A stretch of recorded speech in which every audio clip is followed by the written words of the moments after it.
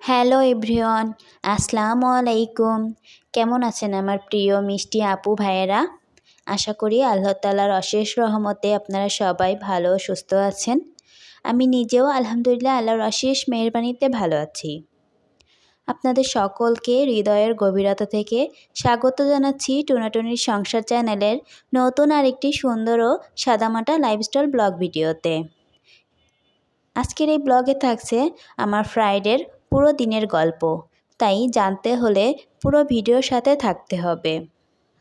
আজকে সকালে শুরুটা করেছি রান্নাঘর দিয়ে। ঘুম থেকে উঠে আগেই ঘরটা গুছিয়ে নিয়েছিলাম অফ ক্যামেরাতে। এবার চলে গেছি রান্নাঘরে মন দিয়ে সকালের নাস্তাটা বানানোর জন্য। আজকে সকালে নাস্তায় থাকছে ডিম সিদ্ধ, সাথে কয়েকটা লাল আঙ্গুর, সাথে কিছু মিষ্টি টোস্ট, এমনি থেকে টোস্ট, সাথে দুধ চা, আর তার সাথে নিয়েছিলাম 1 গ্লাস পানি। এই সুন্দর পরিপাটি নাস্তাটা গুছিয়ে চলে যাব আমার হাজব্যান্ডকে দেওয়ার জন্য। আর আমি অফ ক্যামেরাতে গতকালকে রাতের কিছু খাবার ছিল সেটা খেয়ে নিয়েছিলাম। এগুলো দিয়েই আমাদের আজকে সকালের নাস্তাটা হয়ে গেছে সুন্দরভাবে। সকালের গরম গরম নাস্তা খেয়ে দিনটা যেন আরও সুন্দরভাবে শুরু হলো। এবার সকালে নাস্তা শেষ করে কিছু জামা কাপড় ছিল সেগুলো ভাবলাম সুন্দর করে গুছিয়ে নিই। গতদিনে রাতে একটু বের হয়েছিলাম, সেই জামা কাপড়গুলোও ছিল, সাথে কিছু জামা কাপড় পরিষ্কার করে দিয়েছিলাম, সেগুলো সুন্দর শুকিয়ে গিয়েছিল। ভাবলাম একসাথে সবগুলো সুন্দর করে গুছিয়ে নিই। প্রথমে আমি আমার একটা সুন্দর 3 পিস এখানে সুন্দর করে ভাঁজ করে গুছিয়ে নিচ্ছি। সব কিছু সুন্দরভাবে পরিপাটি করে গুছিয়ে রাখলে নিজের কাছেও বেশ শান্তি লাগে এবং দেখতে তো আরও সুন্দর লাগে। তাই চেষ্টা করি সবসময় সব কিছু সুন্দর ও পরিপাটিভাবে কাজ করতে। আমি সবসময় আমার জামা কাপড়গুলো এভাবে সুন্দর করে টান করে ভাঁজ করে রাখি। এমনভাবে ভাঁজ করি যে আমার জামা কাপড়গুলো আর লন্ড্রি করা লাগে না এমন মনে হয়। জামা কাপড়ের সাথে কয়েকটা সোয়েটারও ছিল, সেগুলো আমি এবার সুন্দর করে ভাঁজ করে নিব। এই সাদা সোয়েটারটা পরতে বেশ ভালো লাগে, তবে যে পরিমাণ ময়লা হয় মনে হয় না যে সাদা সোয়েটার ইউজ করি। 2 দিন পর পরেই আমার এই সাদা সোয়েটারটা পরিষ্কার করে দিতে হয়। তার সাথে একটা ওভারকোটও ছিল, সেটাও ভাঁজ করে সুন্দর করে গুছিয়ে নিলাম। আজকে সারাদিনটাই কেটেছে কাজের ব্যস্ততার মাঝে, একটুও রেস্ট নেওয়ার সময় পাই নাই। বেশ সারাদিন ধরে কাজকর্ম করেছি আজকে। সব জামা কাপড়গুলো আমি সুন্দর করে ভাঁজ করে আমি অফ ক্যামেরাতে ওয়ার্ড্রোবে গুছিয়ে রেখে দিয়েছিলাম। এবার চলে যাব রান্নাঘরে দুপুরে রান্নার আয়োজনে। ফ্রাইডে তো মানেই একটু বাড়তি আয়োজন, তাই আজ মেনুতে ছিল ঝরঝরে পোলাও, রসালো মজাদার রোস্ট, আর সাথে ছিল ক্রিস্পি টোনা ফিশ ভাজি। প্রথমেই আমি এখানে বেশ কিছু পরিমাণে পেঁয়াজ বেরেস্তা করে উঠিয়ে নিয়েছি। পেঁয়াজ বেরেস্তা শেষ করে যে তেলটা ছিল ওই তেলেই আমি আগে থেকে ধুয়ে রেখেছিলাম পোলাও চাল, সেটা দিয়ে ভালো করে একটু ভেজে নিব। সাথে কয়েকটা এলাচ ও তেজপাতা, সাথে একটু আদা রসুন বাটাও দিয়েছিলাম। সব কিছু দেওয়ার পরে বেশ কিছুক্ষণ ভালো করে আমি পোলাও চালটা ভালো করে ভেজে নিয়েছিলাম। পোলাও চালটা ভাজা হয়ে গেলে আমি আগে থেকে গরম করে রেখেছিলাম পানি। এবার পরিমাণ মতো পানি দিয়ে আমি একটু ঢাকনা দিয়ে ঢেকে রেখে দিব। কিছুক্ষণ পরে ঢাকনাটা তুলে একটু নেড়ে দিব এবং অফ ক্যামেরাতে আমি এখানে পরিমাণ মতো লবণ দিয়ে নিয়েছিলাম। এবার আমি আগে থেকে গুঁড়া দুধ গুলিয়ে রেখেছিলাম, সেটা দিয়ে দিব।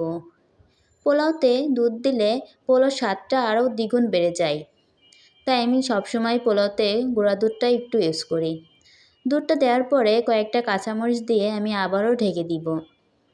ঢেকে দেওয়ার পরে আমি চুলাটা একটু চেঞ্জ করে নিয়েছি। পোলাওটা আমি অন্য চুলায় দিয়ে এই চুলায় আমি চলে আসবো এবার রোস্ট রান্না করার জন্য। যেহেতু আজকে গ্যাসের স্পিডটা অনেক কম ছিল, অনেক তাড়াহুড়ার মধ্যে দিয়ে আমি রান্না করছিলাম। রোস্টের মুরগিটা আমি একটু লবণ মাখিয়ে তেলে হালকা করে ভেজে নিব, খুব একটা বেশি ভাজি করব না। ভেজে আমি রোস্টের পিসগুলো উঠিয়ে এবার মশলাটা কষিয়ে নিব। মশলাটা কষাতে দিয়েছিলাম, দেওয়ার পরে আমি আবারও চুলাটা চেঞ্জ করে নিয়েছিলাম। এবার পোলাওটা আমার প্রায় হওয়ার মুখে, আমি উপর থেকে কয়েকটা কিশমিশ ও পেঁয়াজ বেরেস্তা দিয়ে আবারও একটু ঢেকে দিব। আর এদিকে আমার রোস্টের জন্য রোস্টের মশলাটাও ভালো মতো কষানো হয়ে গেছে। এবার আমি রোস্টের মুরগিগুলো দিয়ে একটু নাড়া দিয়ে আবারও ঢাকনা দিয়ে ঢেকে দিব। আর এদিকে আমি পোলাওয়ের ঢাকনাটা খুলে আপনাদেরকে একটু দেখাচ্ছিলাম আমার পোলাওটা কেমন হয়েছে। আমি চেষ্টা করি খুব সাধারণভাবে আমাদের দৈনন্দিন জীবন আপনাদের সাথে ভাগ করে নিতে, যেন এই ভিডিওগুলো দেখে আপনারা একটু প্রশান্তি পান আর আপনাদের মনটা যেন ভালো হয়ে যায় আর নিজেদের সংসারের সাথে মিল খুঁজে পান। তাই ভিডিওটি শেষ পর্যন্ত দেখবেন, ইনশাআল্লাহ ভালো লাগবে। এবার এদিকে আমার রোস্টটা একটু কষানো হয়ে গেছে। এবার আমি পরিমাণ মতো গরম পানি দিয়ে দিব, সাথে রোস্টেও আমি একটু গুঁড়া দুধ গুলিয়ে রেখেছিলাম সেটাও দিয়ে দিব, দিয়ে ঢাকনা দিয়ে ঢেকে রেখে দিব রোস্টের পিসগুলো সিদ্ধ হওয়ার জন্য। তারপরে কিছুক্ষণ পরে ঢাকনাটা উঠিয়ে আমি আরেকটু নেড়ে দিব ভালো করে, যাতে সব পিসগুলোর মধ্যে ভালো মতো মশলা ঢুকতে পারে। এর মাঝে আমি কিছু পরিমাণ পেঁয়াজ বেরেস্তাও দিয়েছিলাম। পেঁয়াজ বেরেস্তা দিলে রোস্টের স্বাদটাও আরও দ্বিগুণ বেড়ে যায়। এদিকে আমি রোস্টগুলো ঢাকনা দিয়ে ঢেকে রেখে পাশে চলে গেছি টুনা ফিশগুলো ফ্রাই করার জন্য। যেহেতু আজকে শুধু এই রান্নাগুলো দুপুরেই খাবো, এজন্য অল্প পরিমাণেই করেছি। যেহেতু আজকে 3 জন খাবো আমরা, এই জন্য 3 জনের জন্য আমি 3 পিস টুনা ফিশ নিয়েছিলাম, সেটা এখানে সুন্দর করে ফ্রাই করে নিয়েছি। টুনা ফিশটা ফ্রাই করতে করতে এদিকে আমার রোস্টটাও প্রায় শেষের দিকে। এবার আমি উপর থেকে কিছু পেঁয়াজ বেরেস্তা দিয়ে রোস্টটা নামিয়ে রাখবো। ভিডিওর এই পর্যায়ে এসে আপনাদের সবার কাছে ছোট একটা রিকোয়েস্ট, যারা ইতিমধ্যে আমার ভিডিওটিতে ক্লিক করেছেন প্লিজ ভিডিওটা কন্টিনিউ করার আগে একটি লাইক দিয়ে পাশে থাকবেন। আপনাদের এই ছোট একটি লাইক আমার জন্য অনেক বড় সাপোর্ট।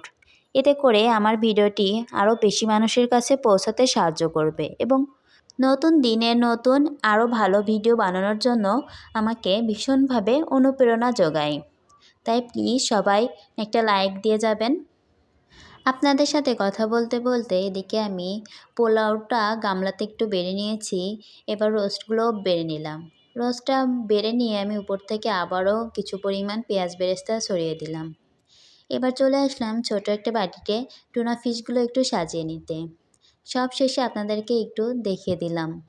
এবার চলে আসলাম পোলাওর সাথে খাওয়ার জন্য কিছু সালাদ করার জন্য।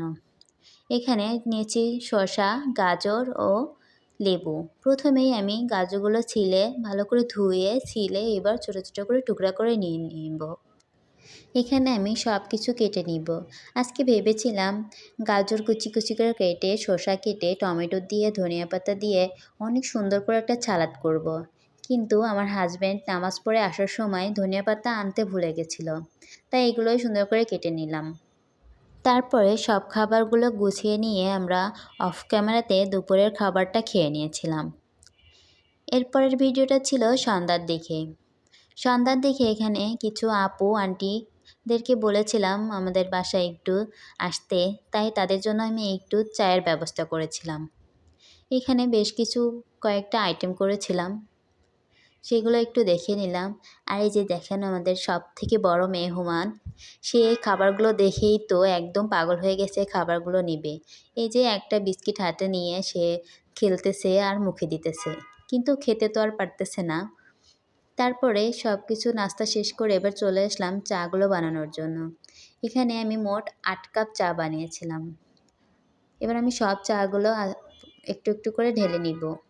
আমার চ্যানেলে যারা নতুন আজই আমার চ্যানেলটি ভিজিট করছেন, আপনাদের যদি লাইফস্টাইল ব্লগ ভিডিও দেখতে ভালো লাগে তাহলে চাইলে আপনি আমার চ্যানেলটি সাবস্ক্রাইব করে পাশে থেকে যেতে পারেন।